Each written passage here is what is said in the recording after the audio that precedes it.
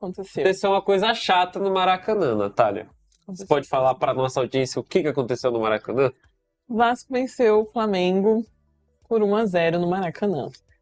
E eu vou falar uma coisa para você, Natália. Fala, Rafael. Eu assisti os últimos jogos do Flamengo, né? Certo. Tanto na Sul-Americana, já tinha feito Supercopa, vi alguns jogos do Carioca. Uhum. Eu não achei que o time jogou mal. Eu não achei também. Contra Não o Del Valle foi horrível. Sim. Contra o Del Valle, o time Não, jogou mal. O primeiro jogo? Ou O segundo.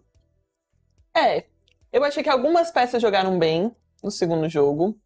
Acho que Everton Ribeiro tava jogando fino da bola. Acho que Everton Ribeiro tá voltando aos... O Arrascaeta eu tô sentindo que tá meio apagado. Sim, e ele já falou isso pra imprensa. Ele falou, eu estou em uma má fase. E eu acho que isso foi até bom ele ter falado isso, porque a gente às vezes quer que os jogadores fiquem 100% o tempo todo. Isso não acontece. Mas eu achei esse jogo contra o Vasco um bom jogo. Eu vi, pelo que eu vi da partida, eu achei que o time não jogou mal. Porque contra o Del Valle, o que me incomodou no jogo contra o Del Valle, porque que eu classifiquei como um jogo ruim? Porque ficou com aqueles cruzamentos sem sentido. Sim. Não trabalhava a bola, era ou um dos meninos lá, o Matheus Gonçalves, tentando alguma coisa sozinho, isolado, coitado. Ou então os cruzamentos sem sentido, até que saiu o gol, né? No último lance ali, no gol da Arrascaeta, num cruzamento do Gabigol pro Cebolinha.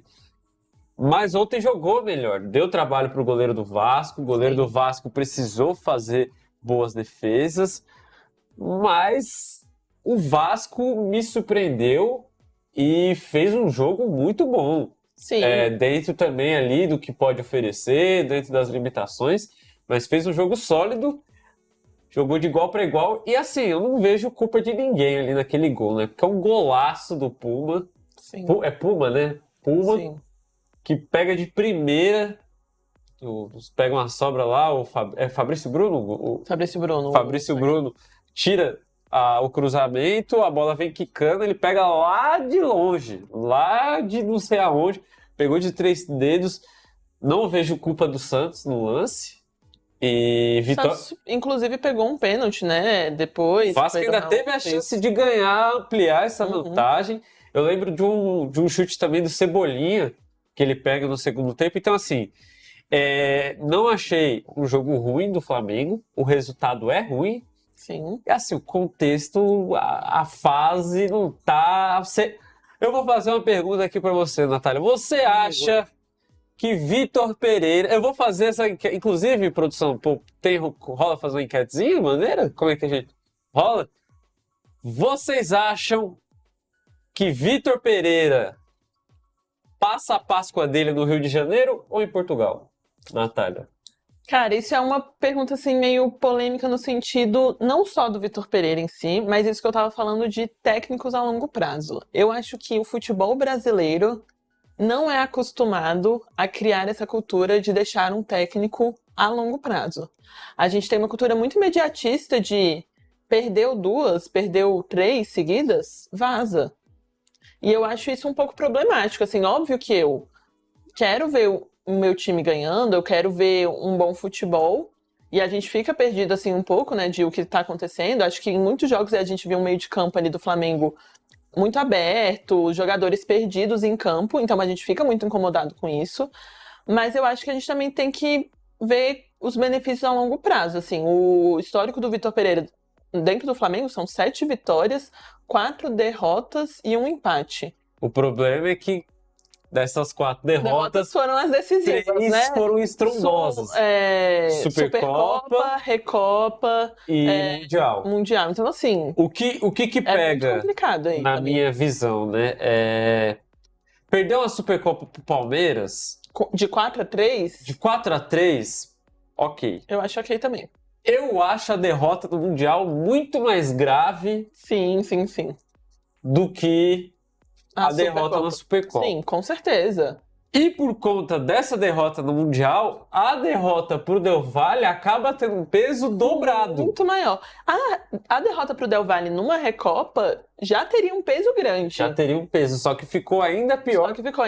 Pelo Mas aí, Mundial. Aí, na minha visão, colocaria a culpa em quem decidiu tirar o técnico que Sim. foi campeão da Copa do Brasil e da Libertadores. Sim. Para colocar um técnico que perdeu esses 2 campeonatos em confronto direto contra o Flamengo. Eu não entendi qual foi o critério da diretoria do Flamengo para tirar o Dorival e pegar o Vitor Pereira. Com todo respeito ao trabalho do Dorival, gosto do Dorival, inclusive, gostaria que treinasse o meu time. Inclusive, se você tivesse assistindo o Dorival, Ele tá assistindo, Rafa. por favor, estamos com saudades. Me perdoe.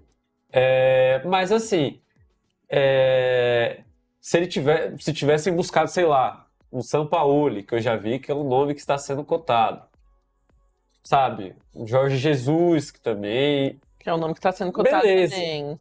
Beleza. Agora, o Vitor Pereira, um cara que perdeu pra você. E a gente não pode falar que o Não Flamengo não entendi. tem dinheiro, né, pra contratar um técnico grande, assim, porque tem. E o meu ponto com o Dorival é: por mais que ele estivesse numa boa fase, ele não entra na minha, pelo menos na minha lista de 3 técnicos dali, dos 3 principais técnicos que brigam por uma vaga na seleção. Tudo bem que tem esse negócio de, será que agora vem um estrangeiro para a seleção brasileira ou não? Mas, cara, o Dorival não tem o tamanho de um técnico de seleção. Acho ele bom treinador, acho que ele tem os méritos dele, conseguiu arrumar o time do Flamengo, que vive também, isso é importante destacar também, vive uma repetição desde 2019. É o mesmo roteiro todo santo ano. Troca o seu treinador no começo ou no final do ano, começa a temporada, tem alguns deslizes, aí vai, demite o treinador, chega um outro novo, recomeça o trabalho e aí conquista alguns títulos porque o time é fora da curva, é muito bom. Eu acho que a exceção foi 2021, que acabou de uma banana. Sim, e acabou assim, né? Com vice-campeonatos em vários campeonatos, Libertadores, brasileiro também ficou com vice. E assim, é ruim não ganhar títulos, é ruim, mas não mostra também um total descaso do Flamengo, né? Flamengo com a vice-liderança mostrando uma boa campanha aí nos campeonatos. E o Vasco, que com essa vitória entrou no G4, então tá Carioca, né? no Carioca. Então é uma vitória importantíssima do Vasco. Sim. O Vasco agora é o 3º colocado. E aí essa é a questão. O Vasco também tirou a chance do Flamengo de ser campeão da Taça Guanabara. Vai ficar tudo pro jogo de quarta-feira, pro Fla-Flu. Que é um confronto direto, Confronto direto, um ponto de diferença entre as duas. 2 pontos. 2 pontos de diferença entre as duas. 23 e Fluminense 21, acho. Eu acho que é isso também. Então, assim, ainda deu... É mais um jogo que, no momento em que você tem um jogo decisivo, né? clima de decisão, o Flamengo não consegue responder. Eu acho...